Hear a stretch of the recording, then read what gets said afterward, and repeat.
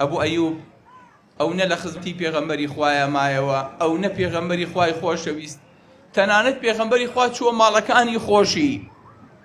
ئەبوو ئەیوب هەموو ڕۆژێ خواردنی پێغەمبەری خوای حازرە کرد و ئەیدایە ئەو لاوە ئەمە ئەیوب خواردنی خۆشەویستەکەمە بەجیادایەنا.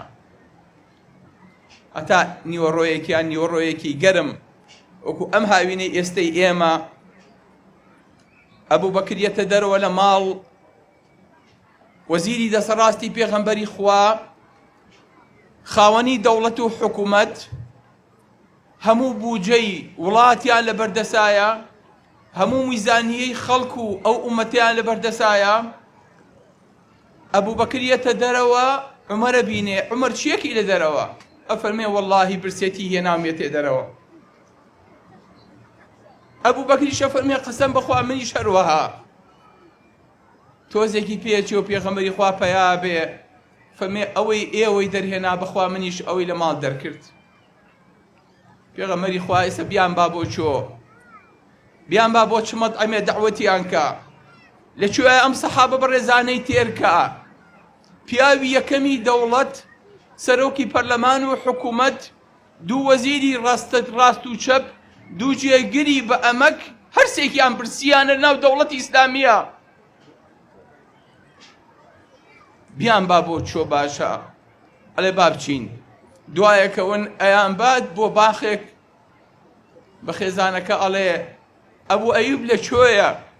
ئەبوو ئەیوب گوێی لێڵێی پێغەمبەری خوا بە دایک و باوکەوە بە قوربانێ بم، ئێستا ئێمە خزمەتێ بە پەلە ئەزانێ برسیانە خورمایان بۆ بات. ئەلەی پێغەمبەری خوا ئێستا حەیوانیش بۆ سەرە بڕم، حەیوانێکیشیان بۆ سەرە بڕێ. پێغەمبەری خوا فەرمێ بە شیردار سەر نەبڕی، کارێکیان بۆ سەرە بڕێ و بۆی ئانە برژێنێ و خاتە بەردەستیان. دوو سەحابەی پێغەمبەری خوا صلی الله عەلەیه وسەلەم ئێستا برسیانە.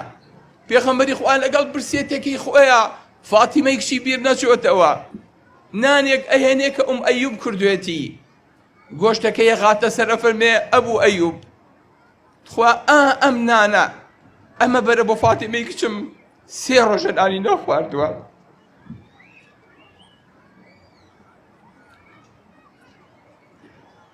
ئەگەر بتەوێت شۆڕشەکەت بە زینوی بمێنێ، ئەگەر ویستت دەوڵەتەکەت بە گەورەی بمێنێ، ئەگەر ویستت جەماوەت پژیریت کە، ئەگەر ویستت خەڵک لەگەڵ تا بمێنێ، ئەبێ قیادە و سەرکردەکان ئاوا بژین، ئەبێ کچی سەرۆکەی حکوومەت و وڵات ئاوا بژی، ئەبێ خەڵک لەگەڵ سەرۆکەکانە جیاوازی نەبێ. ئەخوارد نەبەرە بۆ فاتیمە 3 ڕۆژە نانی نەخواردووە.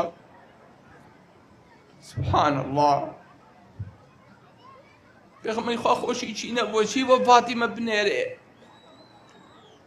بۆیە ئەبوو ئەیوب ئەو قەناعەتی بەم دەوڵەتە هەیە، ئەو نەسیقەی بەم وڵاتە هەیە، چونکە لەگە پێغەمبەری خوایە ژیاوە.